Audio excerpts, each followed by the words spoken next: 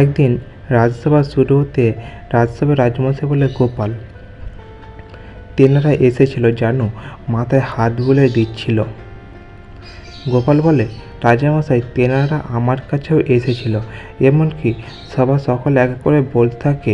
মন্ত্রীমশাই বারবার জিজ্ঞাসা করে, তেনারা মানে কার কথা বলছেন? সকলে মিলে বলে, কেন মন্ত্রীমশাই আপনার বাড়িতে আসেননি তিনি? বলে, কে কে আসবে আমার বাড়িতে? বলে সভাসদরা বলে, কেন পিতৃপক্ষ তো শুরু হয়ে গেছে, দুদিন পরে মহালয়া, তাই পূর্বপুরুষরা তো সকলে আমাদের কাছে এসে আমাদের মাথায় হাত বুলিয়ে দিয়ে গেছে। এই কথা শুনে তো মন্ত্রীমশাই অবাক। মন্ত্রীমশাই তখন বলে, এইটা কি করে সম্ভব? পিতৃপুরুষরা তো কত হয়ে গেছেন, ওনারা কেন আসেন? বলে, পিতৃপক্ষ চলছে, সকলেই আসেন। রাজ্যোতিষী বলে, ঘোর অনর্থ মন্ত্রীমশাই, ঘোর অনর্থ। আপনার পিতৃপুরুষ আসেনি মানে এটা তো একদম ঠিক নয়। গোপাল তখন বলে, রাজামশাই, সকালবেলা থেকেই গোলাপের গন্ধ পাচ্ছিলাম। এখন কেমন যেন একটা বাজে গন্ধ আসছে, মনে হচ্ছে। রাজামশাই তখন বলে, হ্যাঁ, আমিও তাই পাচ্ছি, মনে হয় মন্ত্রীর গা থেকে আসছে।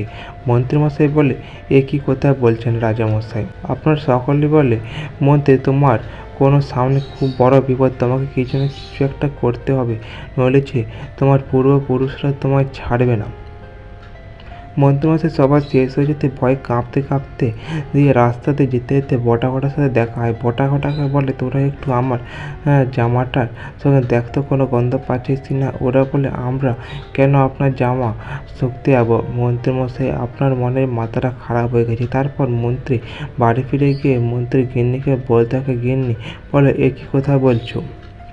তোমার জামা আমি কেন গন্ধ শুকতে যাব? আমাকে বা কেন বলছেন?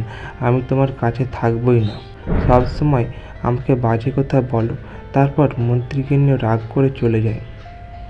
ওদিকে রাজামশাই রানীমা চিন্তা করতে থাকে যে গোপাল পারবে তো মন্ত্রীকে সঠিক পথে আনতে। রানীমা বলে, গোপাল অবশ্যই পারবে মন্ত্রীকে সঠিক পথে আনতে। ওদের গোপাল গিয়ে নাতি নাতনির সাথে দেখা করে ওদেরকে বলে, শোন, তোদেরকে একটা কাজ করতে হবে। আজকে রাত্রিবেলা মন্ত্রীমশাইকে ভয় দেখাতে হবে, বুঝলি?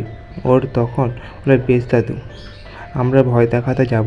তারপর ওই দিন রাত্রিবেলা মন্ত্রীমশাই বেচারা একা বসে বসে চিন্তা করতে থাকে যে কী করা যাবে। সবার সকলের পূর্বপুরুষেরা এসে মাথায় হাত বুলিয়ে দিয়ে গেছে, তাহলে আমার কাছে কেন এলো না? আমি কি কোনো অন্যায় করলাম? সঙ্গে সঙ্গে গোপাল নাতি নাতনিরা ভূতের গলায় আওয়াজ করে বলে, হ্যাঁ, তুই অনেক অন্যায় করেছিস। আমরা অতৃপ্ত আত্মা, তার জন্য তোকে প্রায়শ্চিত্ত করতে হবে। যে স্বপ্নে মহালয়ার দিন তুই গিয়ে তর্পণ করবি, সকলের সামনে তো ভুল স্বীকার করবি, যা যা অন্যায় করেছিস সব স্বীকার করবি, এমনকি ওদেরকে খাওয়ানো দাওয়ানো করবি। তাহলে যদি তুই মুক্তি পাস, নয় তোর ঘাড় মোটকে দেবো। এই শুনে মনে ঠকঠক করে কাঁপতে বলে, না না, আপনি যা যা বলেন না আমি তাই সব করবো, আমার ঘাড় মটকাবেন না, পায়ে পড়ি আপনাদের। তারপরের দিন সকালে উঠে মধ্যে কাঁপতে কাঁপতে রাজামশাই গিয়ে বলতে থাকে, রাজামশাই, আমার পিতৃপুরুষের জন্য আমি তো অর্পণ করতে চাই আপনাদের সাথে মহালয়ার দিন, সঙ্গে আপনাদের সকলকে ভোজন করাতে চাই। এদিকে সেনাপতি বলে, ভোজন কি থাকবে মন্ত্রীমশাই একটু বলে দেন।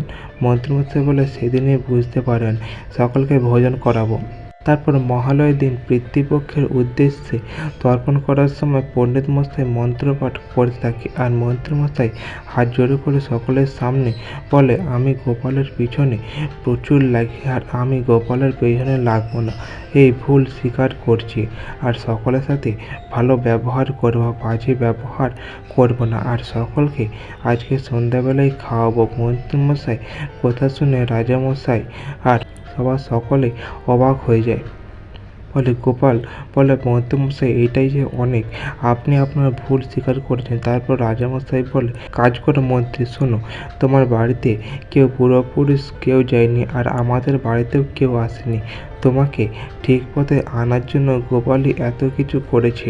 এই শুনে মন্ত্রীমশাই তো অবাক। বলে, তাই নাকি রাজামশাই? উফ, আমি বাঁচলাম রাজামশাই, আমি আর কোনো অন্যায় কাজ করব না রাজামশাই। রাজামশাই বলে, বেশ মন্ত্রী, তুমি তোমার ভুল স্বীকার করেছ, এটাই আমাদের কাছে অনেক। তো আজ এই পর্যন্ত। গল্পটি ভালো লাগলে অবশ্যই চ্যানেলটি সাবস্ক্রাইব করে দেবেন এরকম আরও কিছু মজাদার গল্প পাওয়ার জন্য।